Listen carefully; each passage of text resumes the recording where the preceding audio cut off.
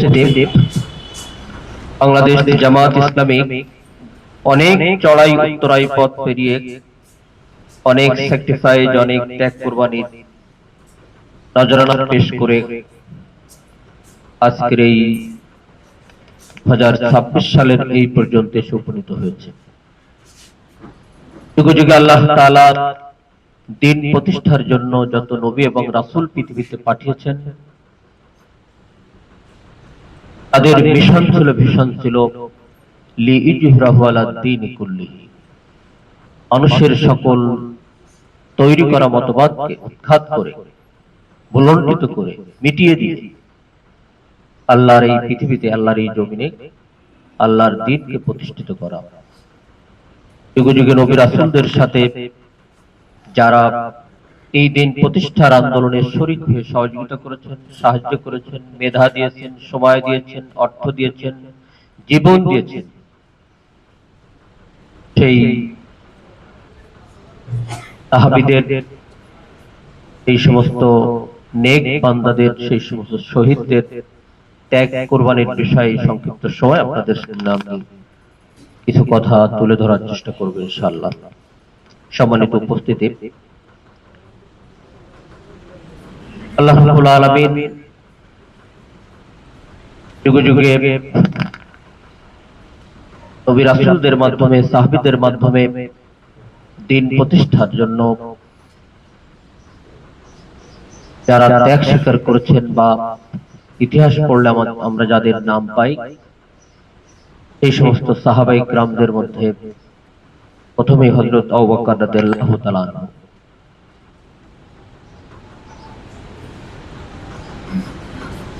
হযরত আবু বকর রাদিয়াল্লাহু তাআলা আনহু দিন প্রতিষ্ঠার জন্য সবচেয়ে বেশি দৃঢ় ছিলেন, শক্ত ছিলেন, অমায়িক ছিলেন। রাসূল করিম সাল্লাল্লাহু আলাইহি ওয়াসাল্লাম নবুয়ত প্রাপ্ত হওয়ার পর তিনি যখন দাওয়াত দিলেন, সবচেয়ে কাছের বন্ধু হিসেবে কে ইসলাম গ্রহণ করেছিলেন? হযরত আবু বকর রাদিয়াল্লাহু তাআলা আনহু। তার দাওয়াতেই বিশিষ্ট সাহাবী হযরত আব্দুর রহমান ইবনে আউফ, তালহা, জুবায়ের, এই সমস্ত সম্ভ্রান্ত পরিবারের সন্তানেরা, লোকরা ইসলাম গ্রহণ করেছিলেন। হযরত আবু বকর রাদিয়াল্লাহু তাআলা আনহু তার যে ত্যাগ ছিল ইসলামী আন্দোলনের জন্য, তার যে কুরবানি ছিল ইসলাম প্রতিষ্ঠার জন্য, এটা পৃথিবীর ইতিহাসে বিরল। সম্মানিত উপস্থিতি, হযরত আবু বকর রাদিয়াল্লাহু তাআলা আনহু এবং রাসূল করিম সাল্লাল্লাহু আলাইহি ওয়াসাল্লাম প্রায় সমবয়সী ছিলেন। তার সবচেয়ে কাছের বন্ধু ছিল হযরত আবু বকর রাদিয়াল্লাহু তাআলা আনহু। তিনি যখন মক্কা ছেড়ে মদিনায় আল্লাহ তাআলার অর্ডারে হিজরত করে মদিনায় যাবেন, তখন সঙ্গে নিয়েছিলেন কাকে? হযরত আবু বকর রাদিয়াল্লাহু তাআলা আনহুকে। হযরত আবু বকর রাদিয়াল্লাহু তাআলা আনহুকে তিনি একদিন বলে রেখেছিলেন, ইসলাম গ্রহণ করার কারণে মক্কার ইসলাম বিরোধী শক্তি, মক্কার রাষ্ট্র শক্তিগুলো যেভাবে আমাদের উপরে অত্যাচার, জুলুম, নির্যাতন করছে, হে আবু বকর, আমি তোমাকে একটু বলে রাখছি, যে কোনো সময় আহ্বান আসতে পারে, সাড়া আসতে পারে, ডাক আসতে পারে, আমাকে তোমার সাথে, আমার সাথে তোমাকে মদিনায় হিজরত করতে হবে। সেই থেকে হযরত আবু বকর রাদিয়াল্লাহু তাআলা আনহু বিছানায় পিঠ লাগিয়ে ঘুমাতেন না। যেদিন আল্লাহর পক্ষ থেকে অর্ডার হলো, হযরত আবু বকর রাদিয়াল্লাহু তাআলা আনহু দরজায় এসে রাসূল করিম সাল্লাল্লাহু আলাইহি ওয়াসাল্লাম একটি টোকা দিলেন, সাড়া দিলেন। সেই একটি আহ্বানে হযরত আবু বকর রাদিয়াল্লাহু তাআলা আনহু রাসূলের ডাকে সাড়া দিয়েছিলেন, বলেছিলেন, ইয়া রাসূলুল্লাহ, লাব্বাইক, আমি উপস্থিত। রাসূল আবু বকরকে জিজ্ঞেস করেছিলেন, হে আবু বকর, এই গভীর রাতে আমি একটি আহ্বান তোমাকে জানিয়েছি, সাড়া দিয়েছি, ডাক দিয়েছি, তুমি কিভাবে আমার ডাকে সাড়া দিলে? হযরত আবু বকর রাদিয়াল্লাহু তাআলা আনহু বলেছিলেন, ইয়া রাসূলুল্লাহ, যেদিন থেকে আপনি বলেছিলেন যে কোনো সময় যে কোনো দিন মক্কা থেকে হিজরত করে মদিনায় যেতে হবে দ্বীনের জন্য, ইসলামের জন্য, ইসলামী আন্দোলনের জন্য, কোরআনের জন্য, সেই দিন থেকে আমি আবু বকর বিছানায় পিঠ লাগিয়ে ঘুমাই না। এই যে স্যাক্রিফাইস, এই যে ত্যাগ, এই যে কুরবানি, এর জন্যই আল্লাহ রাব্বুল আলামিন ইসলামকে বিজয়ী করেছেন। আলহামদুলিল্লাহ। আমরা আমাদের সাহাবীদের জীবনে অনেক সাহাবীর নাম আছে, সব তো বলা যাবে না এখানে, সময় তো বোধহয় 1 ঘন্টা নাকি কয়টা পর্যন্ত? 9:40। আমরা সাহাবীদের ঈমানের দৃঢ়তা দেখেছি। হযরত উসমান ইবনে আফফান রাদিয়াল্লাহু তাআলা আনহু, তিনি যখন ইসলাম গ্রহণ করেন, তিনি সম্ভ্রান্ত পরিবারের সন্তান ছিলেন, অনেক সম্পদ তার ছিল, বিশেষ করে তার মা এবং তার চাচা ছিল তৎকালীন আরবের লিডার, গোত্রের লিডার। তার ভাতিজা ইসলাম গ্রহণ করার কারণে তিনি ক্ষিপ্ত হলেন, তিনি রেগে গেলেন, যার কারণে তার শক্তি ছিল, সমর্থ ছিল, লোকবল ছিল, ধনবল ছিল। হযরত উসমান ইবনে আফফান রাদিয়াল্লাহু তাআলা আনহুকে একটি গাছের সাথে, খুঁটির সাথে বেঁধে রাখলেন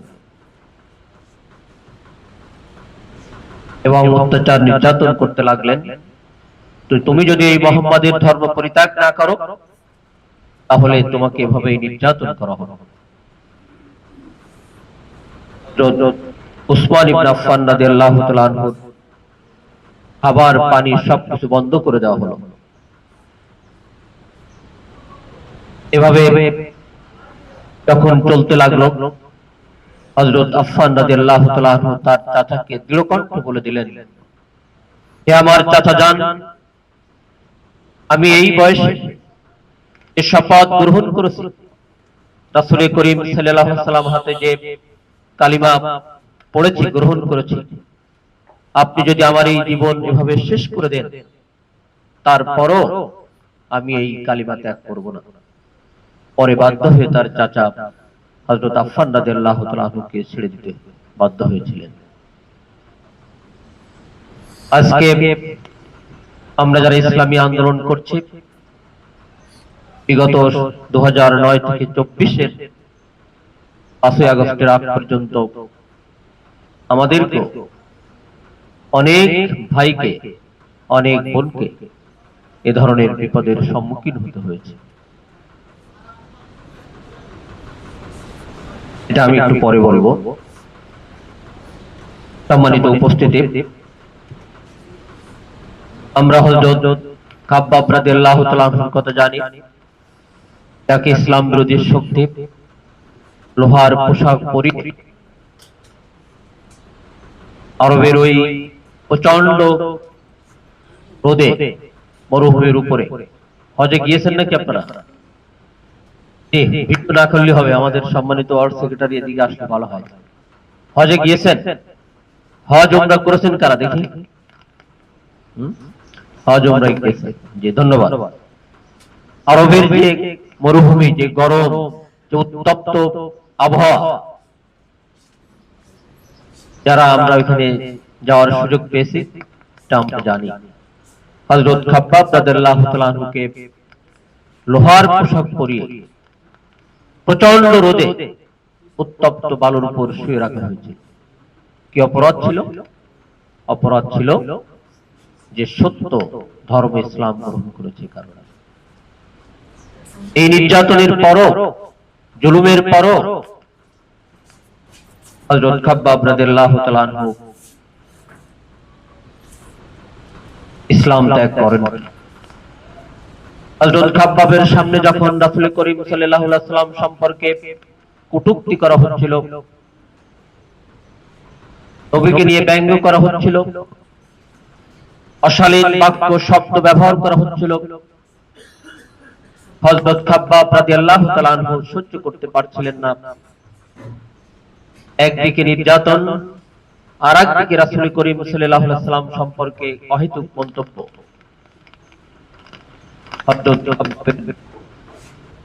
ঈমানের দৃঢ়তাকে আগে আরো বাড়িয়ে দিয়েছিলেন আল্লাহ তাআলা।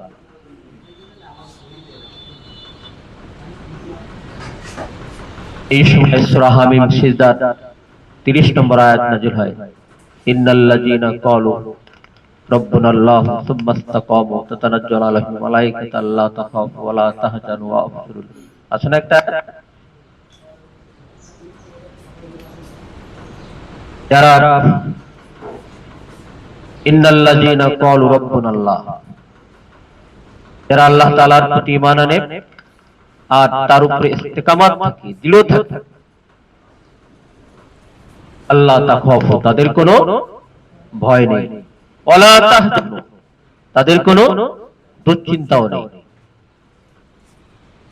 এই আয়াত তখন নাযিল হয়। সম্মানিত উপস্থিতি, এভাবে অনেক সাহাবীদের কথা আছে যেগুলো আমি যে একটা বইয়ের নাম বলবো, আসহাবে রাসূলের জীবনী কথা। এই বইটা যদি আমরা পড়ি তাহলে সব সাহাবীদের জীবনী সম্পর্কে আমরা জানতে পারবো, তাদের কি স্যাক্রিফাইস ছিল। এরপরে হযরত ওমর রাদিয়াল্লাহু তাআলা